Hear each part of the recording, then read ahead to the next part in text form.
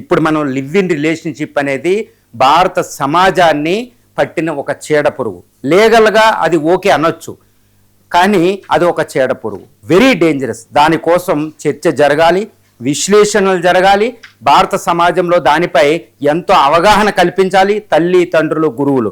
అసలు ఈ విషయానికి వద్దాం. ఇప్పుడు సెన్సస్ జరుగుతుంది. ఎందుకు ఈ విషయం చాలా ఫోర్ ఫ్రంట్కు వచ్చింది అంటే ఏ నేపథ్యం అంటే భారత సమాజంలో ఇప్పుడు భారతదేశంలో సెన్సస్ 2027 జరుగుతుంది. 21 జరగలేదు.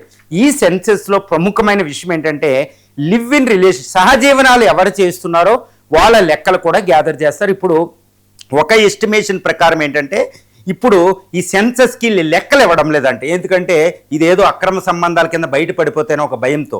అందుకనే గవర్నమెంట్ ఇప్పుడు సెన్సస్ కమిషన్ ఏం చెప్తుందంటే మీరు ఇలాంటి విషయాల మీద గోప్యత ఉంటుంది, బయటికి ఇవ్వరు, ఇలాంటి విషయాలు బయటికి చెప్పరు, కేవలం సంఖ్య మాత్రమే చెప్తారు. అప్పటి నుంచి ఇస్తున్నారు.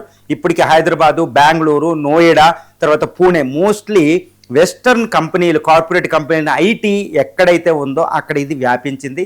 ఇక్కడ భారతదేశంలో ఇప్పుడు సుమారు 1.15 మిలియన్ అంటే 15 మిలియన్ అంటే 15 లక్షల కపుల్స్ మనకి ఇక్కడ ఉండబోతున్నారు. అంటే 15 లక్షలు అంటే 1.5 మిలియన్ అంటే 15 లక్షల సహజీవనమైన కపుల్స్ ఉన్నారు అనేది ఒక లెక్క, ఒక అంచనా.